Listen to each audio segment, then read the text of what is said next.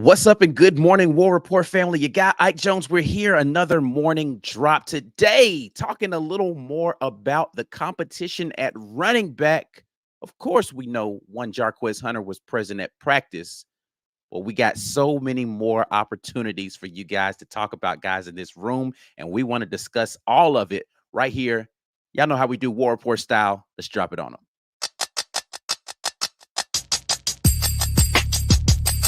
You are now listening to the War Report. Drop. Morning drop. We are here this morning. You got Ike Jones, B Will in the place to be. Talking a little fall camp. The return of one Jarquez Hunter to the practice field. You know what?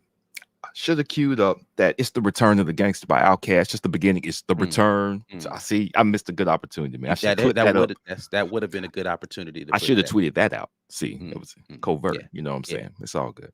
But yeah, man, listen, we're here, man, talking a little bit of fall camp. Y'all know, as always, the morning drop is brought to you by rogueshop.com. Make sure you head over there using code RAPPORT, 15% off of your purchase. When you do that, that helps us out a ton. It also helps us out if you share the video. So make sure we get other people involved in the conversation. Like the video, subscribe to the channel, all of those things. And we appreciate you, though. Anyway, let's talk about it, man. What's up? Football. Jarquez. Cowboy. Yeah, man, it's back, man. We're in here. And he's back on the practice field. As I understand it, did a lot of running. A lot of running was happening for him.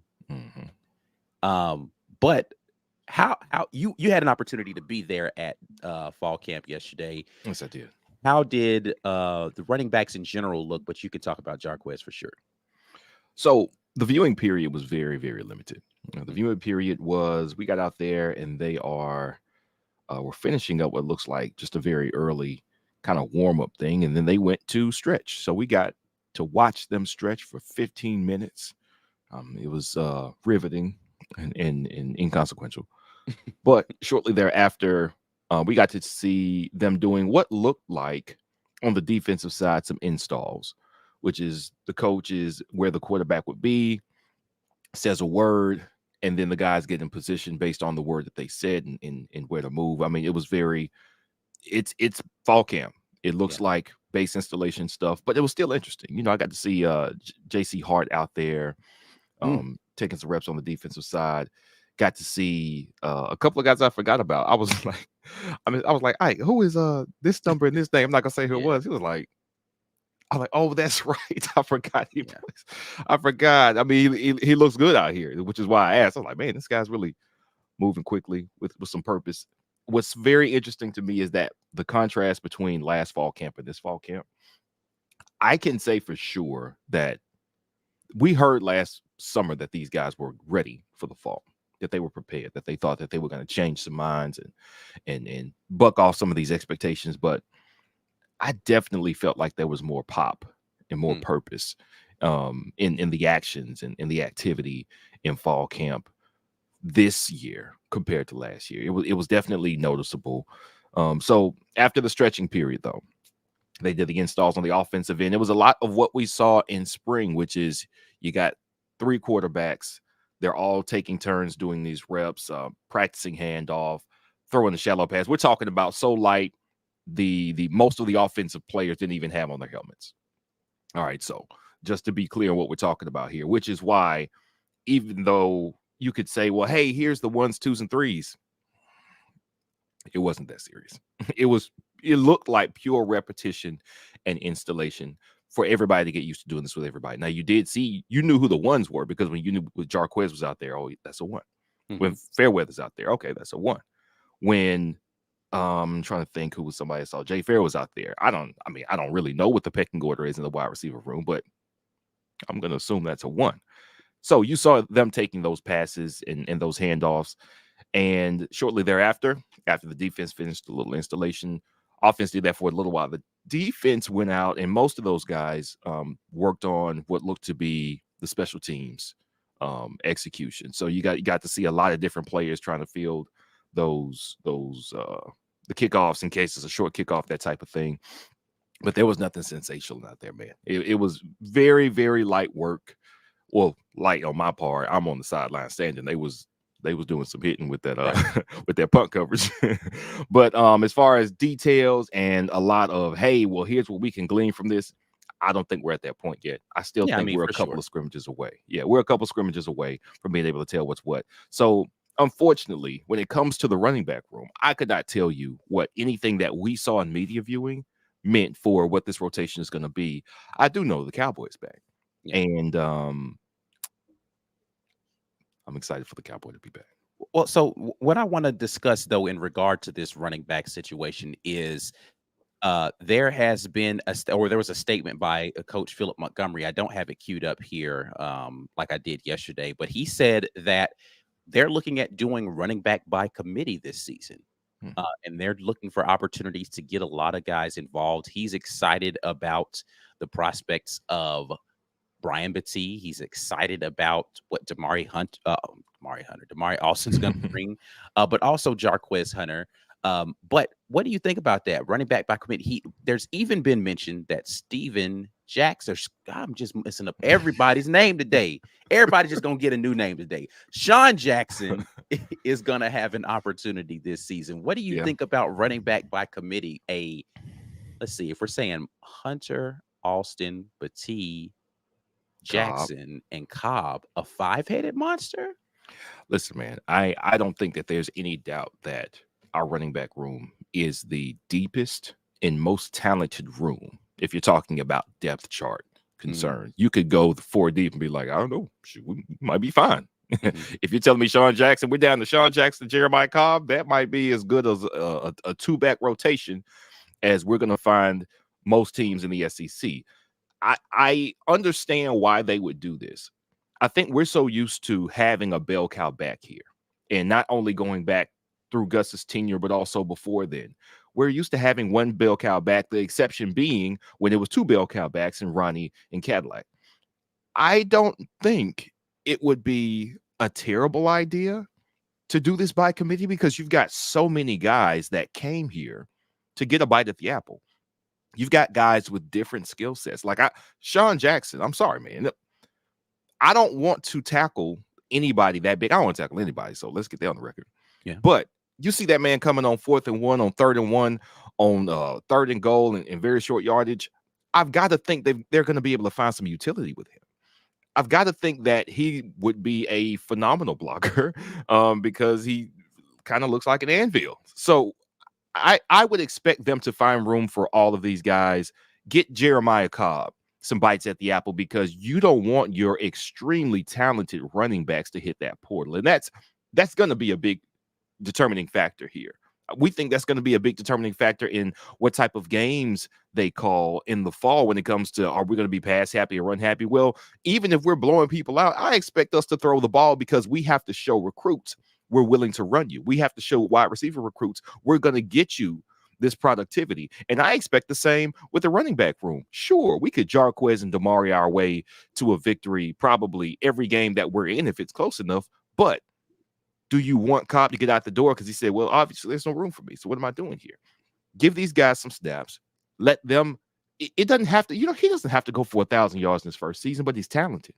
Put talented players on the field, save your more experienced players as they head off into the NFL to preserve their value for the rest of their professional careers. I think there's value in going running back by committee. Yeah, listen, I am not opposed to this just because I don't think that there is a running back or there's a significant drop off in talent when you go to the depth of this running back room. And I understand, everybody wanting to see Heisman type numbers out of one guy. So you can say, oh man, listen, man, look, we had the best running back in the country. Look at his numbers. But when you put the entire room up there and you look at our rushing offense, I think that that's what the coaching staff is most concerned about. And keeping guys fresh for the fourth quarter, I think, is going to be imperative.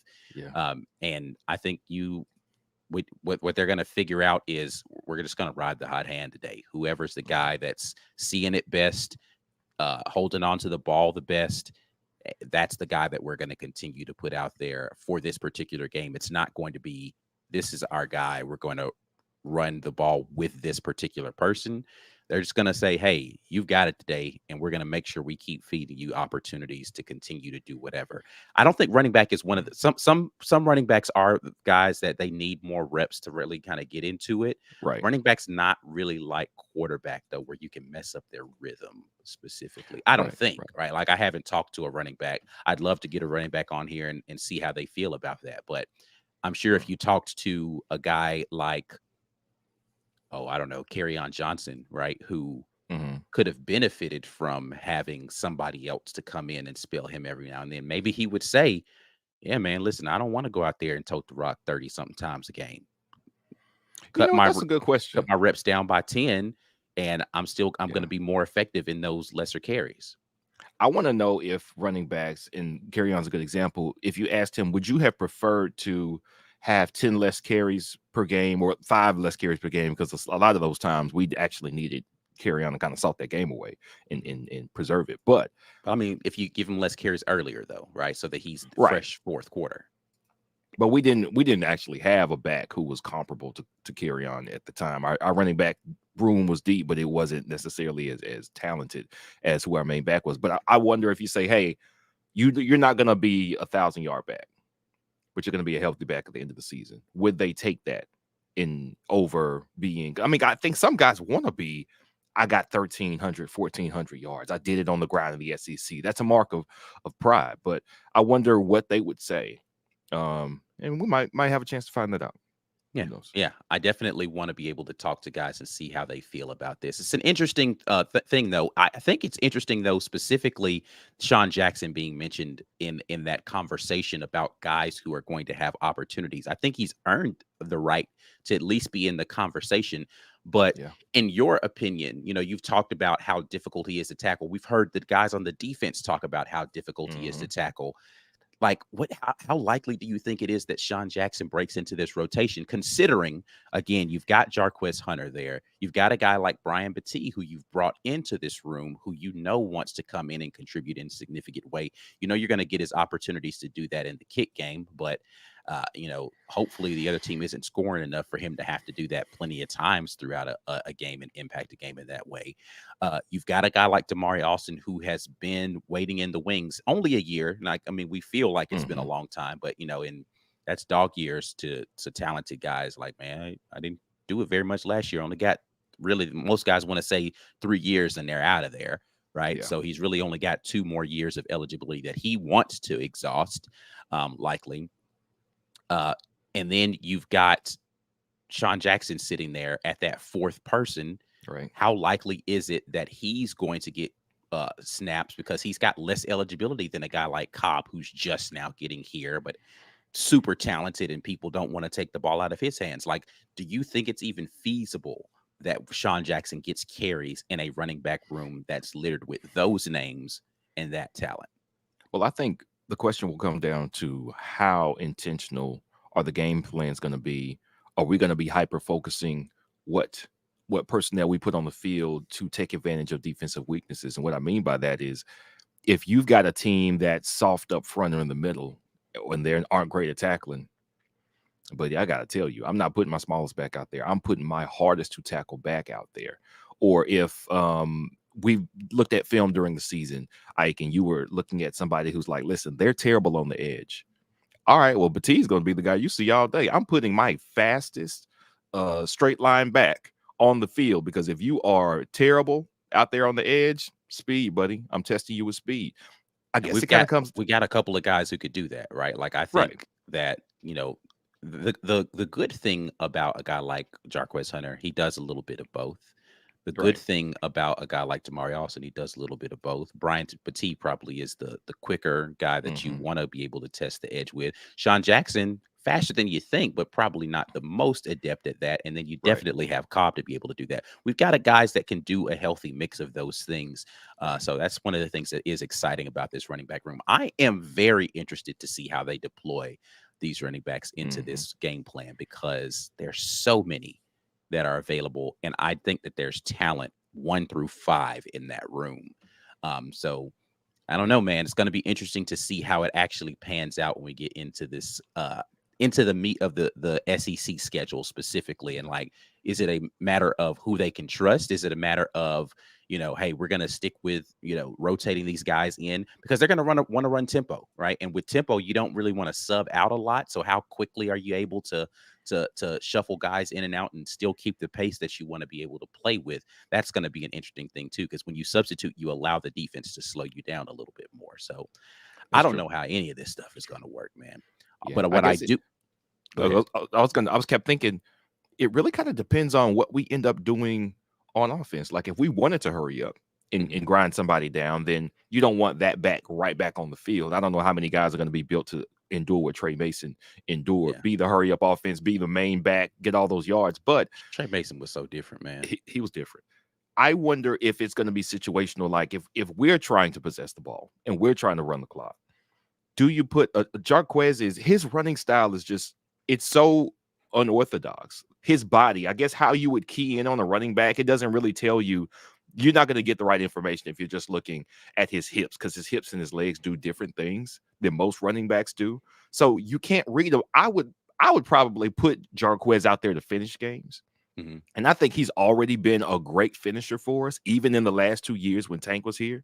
All the games where we either won it in the end or had a chance in the end, Jarquez is who made the most big plays.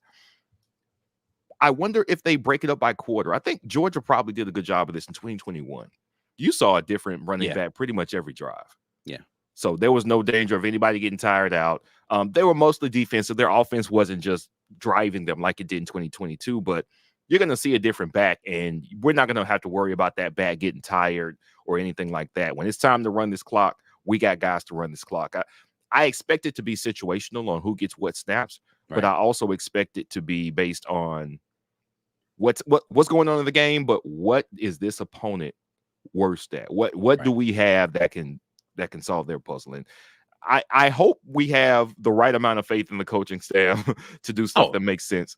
I've got supreme confidence in this coaching staff to figure this out. And what I was going to say is I think that they're probably going to have, special packages that they'll have together for particular guys. And I also know that Manscaped has packages that are available for you guys. The Performance Package 4.0 is available. Yeah, man. Performance Package 4.0 has arrived, and oh man, it is a game changer. Inside this package, you'll find the Lawnmower 4.0 trimmer, Weed Whacker ear, nose, and hair trimmer, the Crop Preserver ball deodorant, Crop Reviver toner, Performance boxer briefs, and a travel bag to hold all the goodies. First off, the Lawnmower 4.0, the trimmer, is the future of grooming, and dare I say, the greatest ball trimmer ever. Now, I haven't tried a lot of them, but I'm taking Manscaped's word for it that they've tried and tested it against a bunch of other people, and they've got a great thing for you. But anyway, what you want to do is get 20% off and free shipping with code RAPPORT at manscaped.com. That's 20% off with free shipping at manscaped.com when you use code RAPPORT.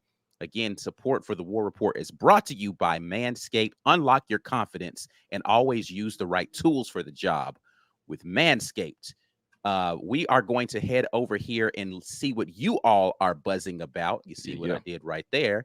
And that is football. And the comments here are coming in at a pretty rapid pace. We are going to start. I believe we had a couple of super chats here from Ghost 3520, who said running back committee like Lester, Tate, etc. Brad Lester and Tate definitely did the running back by committee. He jumps back in and says Tate, Lester, Fannin, and Smith all had carries. They did. They absolutely did. I remember, okay, so y'all correct me if I'm wrong. I know 04 was Caddy and Ronnie. 05, that was the Kenny Irons year. I remember because of how hurt I was that we didn't win that LSU game. He went crazy. I remember Brad Tate. I want to say that was 06, 07, 08. Was that Brad Tate? Or was it 2 of those years? Y'all help me out. I know Fannin was on the squad from 08 to 2010, I believe, because he was a part of the championship squad. I know Brad Lester was in there, but I don't remember what years he was stretched over there. I just remember Ben Tate being our main back for a while. I remember Fannin trying to be our main back for a while, but he had some ball handling issues, so he never really picked up that bell cow spot. Wait, Kenny was there. I see Lawrence saying Kenny was there in 06. I thought so. They shared it. Now we knew running the ball was going to be the priority at that time in the game, and for Tuberville as a ball control defensive type coach. So that's the difference. The biggest difference here is Hugh Freeze wants to be intentional about throwing the ball. Right. He's got quarterbacks to recruit and wide receivers to recruit, and there's no way he's going to be able to get those guys here with 65, 70% of the plays being run calls. So yeah, it's going to have to be a balanced offense, and that's really the number of snaps that the offense is going to be able to get, and the distribution of run to pass is one thing that's going to factor into all of this, right? Because how many running opportunities are going to be there? If they want to run between 80 and 90 plays per game, if we're going to split it right down the middle, let's say it's 80 and it's 40 and 40, what's going to be the distribution of snaps? If you're going to hand the ball out 40 times in a game, right? What's going to be the distribution? I think somebody actually said that here. There it is. Chris S. I thought I saw this in here. What does by committee mean for distribution of carries, right? So if you're talking about 40 run plays per game, who's getting what number of carries if you're trying to split that amongst 5 guys, right? Like if Jarquez is going to get 15 of those, 20 of, how many carries per game are you expecting Jarquez Hunter to get? And then how are you involving those running backs in the pass game? And if those other 40 plays, again, I'm taking the low end if they're only getting 80, but if you're getting 90, 100 and something, right? It just changes the math on this, but let's just take the low end of 80. Of the 40 throws that you're going to have, how many of those are going to running backs? Because that's less throws that you're going to get out to a wide receiver or a tight end, right? So when you're talking about distribution and trying to keep everybody happy when there's a ton of talent and targets out there to be able to do that with, how do you manage to do that with all of these guys? And even if you're not sold on how much of a stud a guy is in the wide receiver room, or how much, how many attempts you really need to get thrown, or not attempts, but passes, targets you need to get to Rivaldo Fairweather. Right. You still need to show the desire to do that for recruiting, like what you said earlier. If I want to recruit better wide receivers, and I want to recruit better quarterbacks, and I want to get stud tight ends in here, I got to show I'm willing to throw them the ball. Yeah. I got to show I'm willing to throw the ball for a quarterback to want to come play here. So how do I do that and distribute the ball equally to all of my running backs, all of my tight ends, all of my wide receivers? I don't know. It's a good problem to have. I don't know what an answer to that is. Do you have a great problem to have? It's a fantastic problem to have. The only way I think this works is if everybody gets to eat. And what I mean by eat is it doesn't necessarily mean you're going to be the Gus Malzahn era. Hey, I'm going to give you the ball and you're going to get 1,000, 1,200, 1,400 yards because you're going to get that many bites at the apple and you're going to be great and I'm going to have a great offensive line for you. I think it's much more about you're going to get on the field for these plays. You're going to be the valve option on this for the quarterback on this play, but that's still a touch. You might not get as many carries, but you're going to get these touches. You're going to be the guy. Of course, it's dirty work, but you're in here and you're going to have to chip this all SEC defensive end that's going to be coming at the quarterback because that's still tape, and that tape is going to do a lot for your future in the NFL. They still need to get these guys good at that. Let's not overlook that because that's something we saw Jarquez improve on from year 1 to year 2, blocking assignments as the running back. Now we know now that those calls and things about that offense were, by all accounts and everybody that we talked to, a little overly complicated.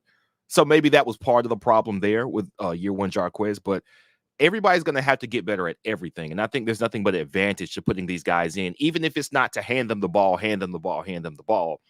Get in for some of these to be there, hear the quarterback make the call, make the right block. They're going to have to go through some of the growing pains there as well. So I'm not expecting every time we see a new running back that he's just going to get fed. I'm expecting he's going to have to get maybe baptized by fire a little bit. Hey, what are you doing? Come back over here. You see you were supposed to get that guy. You'll get back out there in a little bit. We'll try it again. I'm expecting them to rotate all of those guys for those reasons, because if anybody goes down, We don't just need you to tote the rock. We need you to block. We need you to catch the pass and be on the right side of the formation. If the play goes back, all that stuff has to be in order as well. They want to get these guys those reps so that you have your super talented backs ready to pick up the slack if somebody goes down. Yeah, absolutely. Absolutely. Dana Jones jumps in and believe that Coach Hugh Freeze is going to play a ton of different players in the first 3 games. Can't wait to see who is going to stand out the most. I am very anxiously awaiting to see who is the cream of the crop that rises in this tremendous crop of talent that we have coming in here to play. Yeah. Yeah. From what we talked to the other players about, it seems like the guys who are new, shell shocked is probably too strong a word, but some of the transfers in are like they're playing at this level and it's different at this level, at the SEC level. Specifically, it talked about Philip Montgomery, the OC, talked about Hooks and Shorter kind of getting up to speed a little bit when it came to practice and how they practice and their intensity in practice. So their head was spinning a little bit. It's a new season. They didn't get a spring. As they stay in practice longer, as they get on the field and the crowds are behind them, these are going to be the biggest crowds they ever played in front of, the most ravenous fan base that they've ever played in front of. I expect those guys to start coming into form. They're going to start getting into their shape and flashing the potential that got them here. It's going to be crazy on how they sort through all this. There are legitimately 5 guys that probably could be starting wide receivers in this room. Yeah, 5. There aren't going to be 5 wide receivers on the field every play. So how does this get distributed? How does it get split up? How we already talking about the running backs? How does that go? We've got a good problem by having plenty of guys who look hungry and ready, and we know they're talented and ready to contribute this year. We got to put our trust in the coaches that they're going to figure it out and get the right guys on the field. Yeah, absolutely. CM Pat jumps in, says, sounds like a coach who knows how to keep his great players involved. Could Quez handle the load? Probably, but he doesn't want these monsters to leave. Yeah, I don't think it's a problem of inability for one person to be able to be a bell cow, or even that player wanting to have more carry so that they can go out there and showcase their skills. I think it is the coaches wanting to get more guys involved and keep guys fresh. And that kind of gives me what they're saying about James Barnett saying here, if you're running at a pace offense, you need to keep bodies fresh for the fourth quarter. Yeah, absolutely. Absolutely. I wonder, though, now, this is something we saw when Gus's offense was working. We didn't really switch backs a lot. Trey Mason was the only one. That seemed to make Trey Mason stronger. He definitely was. Again, he's different. He's a way different guy. He was the different guy. Between the offensive line and the running backs, it seems, or I've heard this from offensive linemen before, when they're leaning on the defense, running the ball, they get stronger because they can feel the defense getting weaker. It motivates them. They're like, oh, we got you right where we want you. For the running back, is that the same effect? Is there a running back who's going to be like, man, please let me go back in there? I felt that linebacker didn't have nearly as tight a grip on me on play 10 of that drive as he did on play 2. They are wearing down. Let me back at them. Does switching out have a negative effect? You know, I always wonder about that, because I know that mentally, and players have talked about this, when you can feel the other team giving up, it starts to give you some juice. And man, not that it matters if we're winning, but want those running backs to be able to go out there and kind of finish them off if they're feeling the other team kind of fold. But, you know, the coaches will handle that. But that's something I always wondered about when it comes to running the ball late. Is it an advantage to be the only guy toting the rock so you can be, hey, I am going to take the life out of you? I know that does a lot for some players. Yeah. Brian Hancher says he's looking forward to seeing Austin and Petit getting some carries. Hunter be running back 1, but I bet these other guys get enough carries for Hunter to be fresh in the fourth quarter in some key games. I think that's going to be important, keeping the guy fresh for the fourth quarter. Listen, he is one of those guys that I think can be a closer for the team in regard. Like we've seen him do that in instances, you know, the Penn State game, he was playing really well in the fourth quarter of that game. That LSU game, we're talking about this freshman year, Penn State, freshman year, LSU. Georgia State. Georgia State definitely was one of the guys in ending that game. We're talking about end of the game against Mississippi State and Ole Miss. He had late touchdowns in both of those games last year, right? So he is a fourth quarter guy. He was the second back, though, right? Like, so he wasn't getting first rep carries, Tank was getting the majority of the carries that year. So Yeah. with an increased role, is he still going to be the guy that's going to be fresh in the fourth quarter? Is his conditioning at that level? Right. Or will he need to be spelled a little bit more so he's still staying in that 20 to 25 carries per game? But here's the other thing. Kyle Corley jumps in. He's going to make it difficult because he's a home run threat every time he touches the ball. I agree. Yeah. I think that these other guys are home run threats too. I don't know that Damari is a home run hitter in that way, just because I don't know that he has that get the ball and once I clear it, tail lights, right? Like Jarquez Hunter is a tail lights guy. I think Brian Battie is a tail lights guy.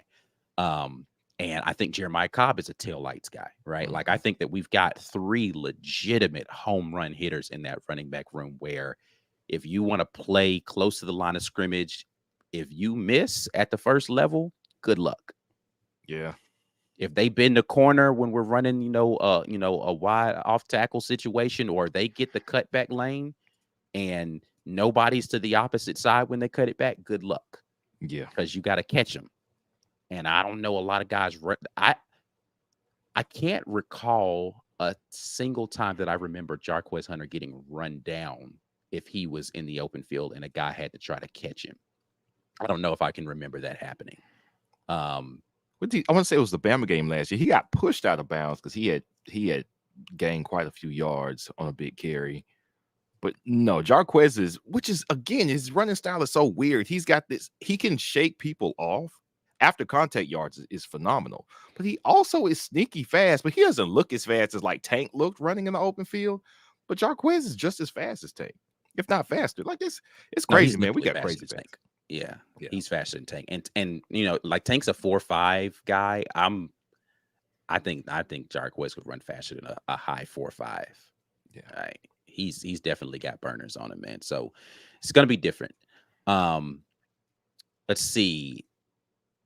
Bo X Hunter says, or it could just be Bo Hunter. I don't know if the X is pronounced there, but Bo Hunter says no more running back getting 35, running a back 35 times a game. Yeah, I think we're past those days. 35 times is way too much.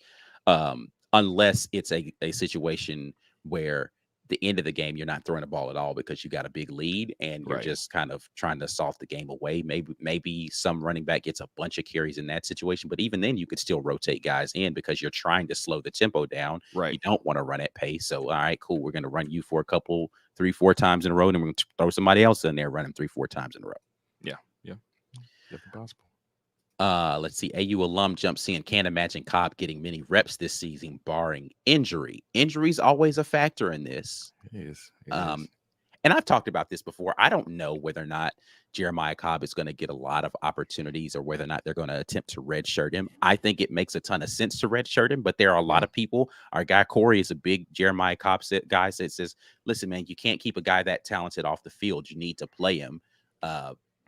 Any thoughts about Jeremiah Cobb and his ability to get out there and get reps? I mean, listen, if he is the most amazing back that we've got on this team right now, which is not to say he's proven that yet, but if we look back 10 years and say, you know what, Jeremiah Cobb was the best running back in that room, why Jarquez Hunter is elite? Damari Alston, we could be looking at 3 elite backs in one room. And if that's the case, we had a situation where we had Ronnie Brown, Cadillac Williams, and Brandon Jacobs. They're like, hey, man, listen, I don't think we got no snaps for you, Brandon. We're going to put you at defensive end. Man, I'm out of here. Let me go eventually be a Super Bowl champion running back for the New York Giants. It's just how it could go. He was probably most built for the long haul. Brandon Jacobs was at his size, but are you mad that can we fault them for making Ronnie and Cadillac the stars of the show?